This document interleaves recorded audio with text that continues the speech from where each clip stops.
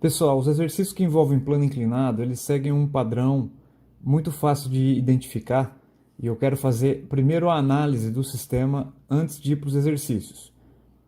A gente sabe que se a gente colocar um objeto no plano inclinado, desprezando o atrito, ele vai deslizar e vai cair. Ele está acelerando, significa que as forças não estão em equilíbrio. No plano horizontal, a gente já viu que peso é igual ao normal, já que esse camarada está em repouso. Mas a partir do momento em que eu inclino a superfície, eu percebo duas coisas. A normal sempre acompanha a superfície. Ela tem que formar um ângulo de 90 graus. Então, se a superfície inclina, a normal inclina junto. Só que a força-peso continua sempre na vertical. O centro da Terra não mudou. Então você percebe que tem um desbalanço de forças aqui. Peso e normal não são iguais. Eles não se cancelam no plano inclinado. Que fique claro isso na sua cabeça. Então a gente tem que fazer a análise sobre o eixo X e sobre o eixo Y para poder achar a força resultante. Aqui é muito mais fácil a gente desenhar os eixos dessa maneira. O eixo X paralelo à superfície inclinada. Assim ele vai formar um ângulo de 90 graus com a normal. E o eixo Y passando exatamente sobre a normal. Legal? Que também fique claro isso na sua cabeça. A gente inclinou o sistema coordenado junto com o plano.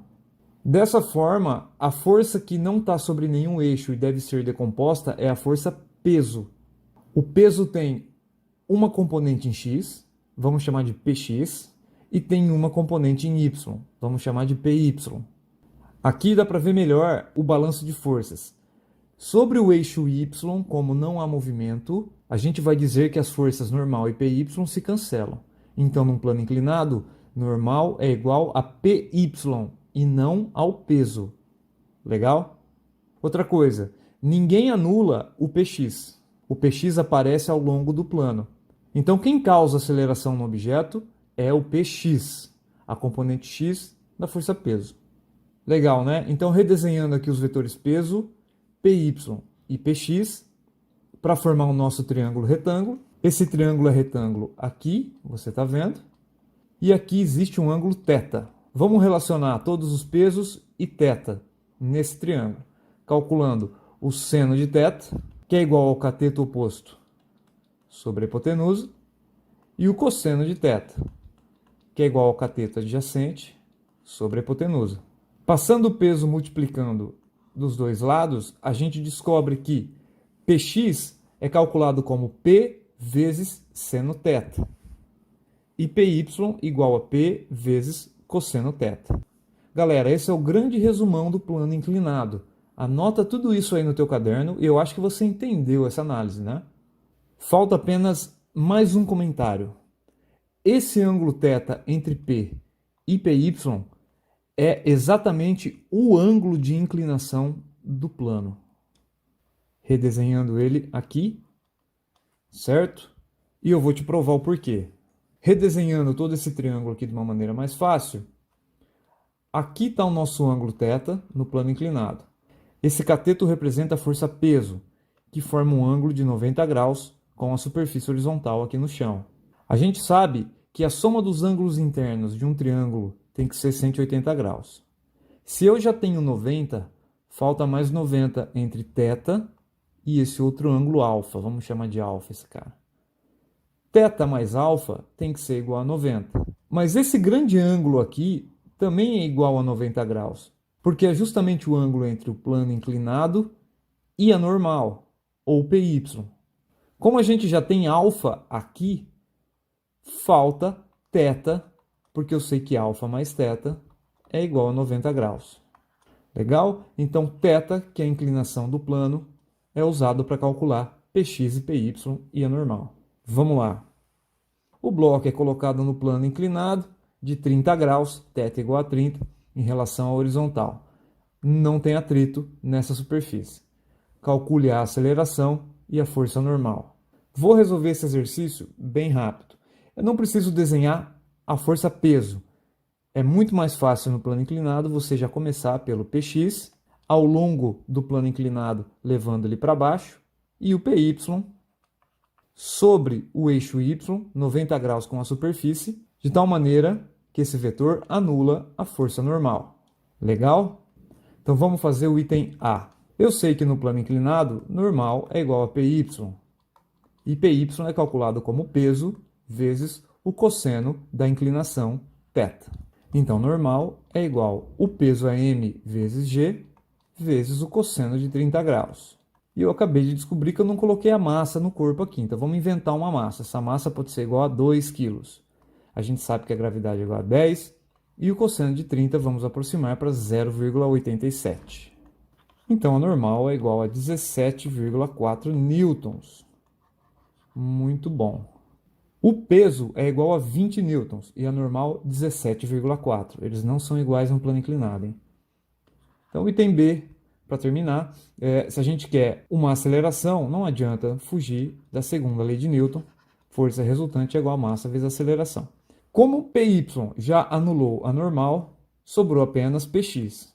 PX é a nossa força resultante.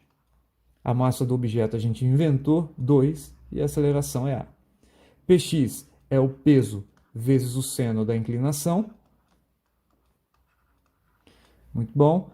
O peso é a massa vezes a aceleração da gravidade, vezes agora o seno de 30, que é igual a meio.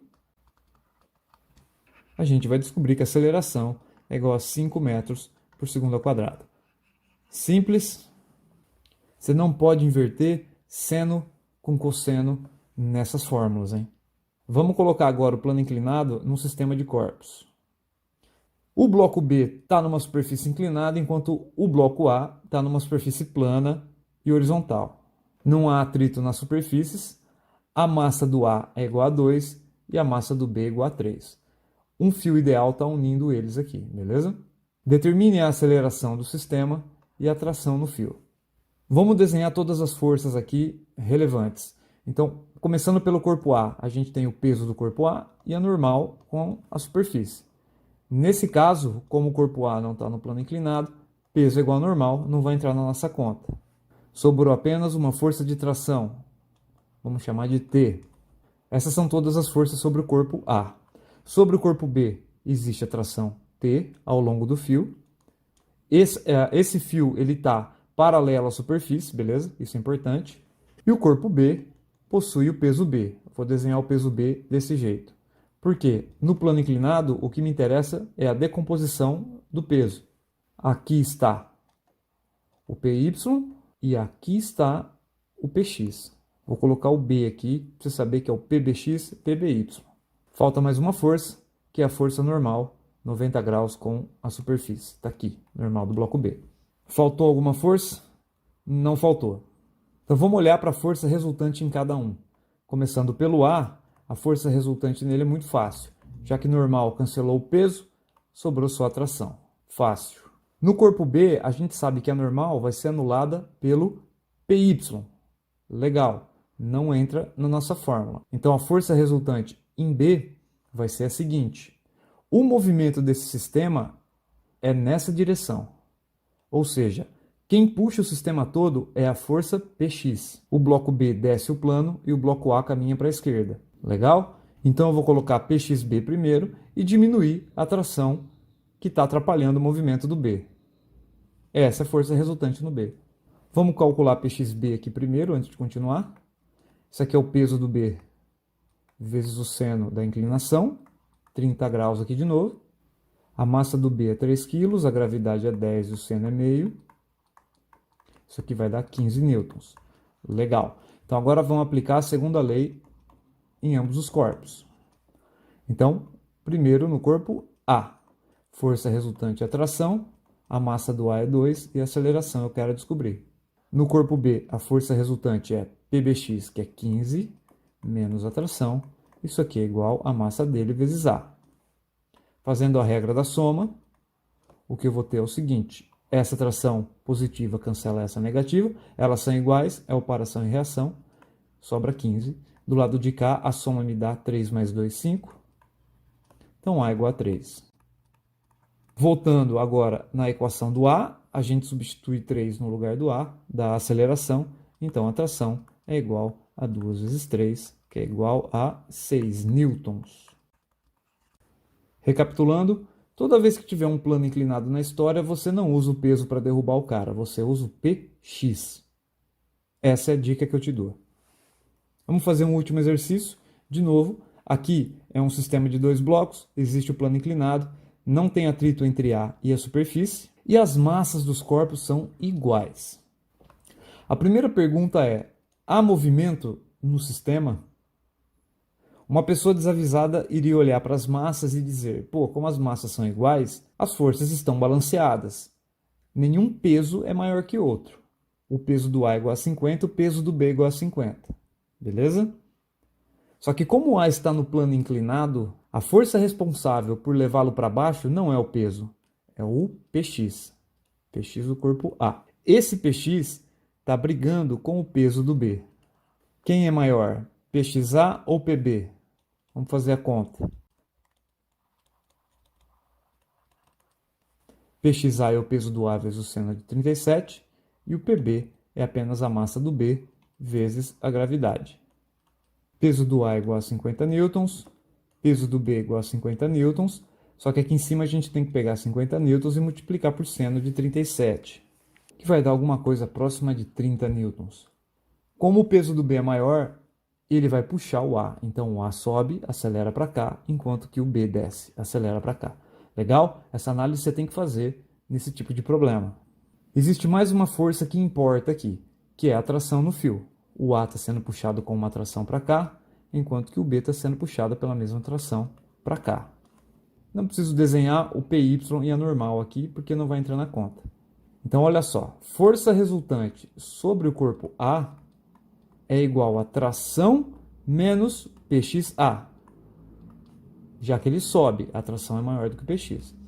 Enquanto que a força resultante sobre o B é igual ao peso dele menos a tração. Já que ele desce, o peso é maior que a tração. A gente tem que colocar aqui na frente. Beleza? A segunda lei de Newton para o corpo A fica tração menos pxa é igual à massa dele vezes a aceleração. Para o corpo B, a gente tem o peso de B menos a tração, igual a massa dele vezes A. Fazendo a soma, tração cancela tração, 50 menos 30, 20. Igual a 10 vezes A. Então a aceleração é igual a 2 metros por segundo ao quadrado. Substituindo a aceleração na equação do corpo A, tração menos 30 é igual a 2 vezes A, 10. Então, tração igual a 40 newtons. Legal? Então, essa é uma análise simples e introdutória sobre plano inclinado. Tentem praticar nos exercícios da lista e um abraço a todos.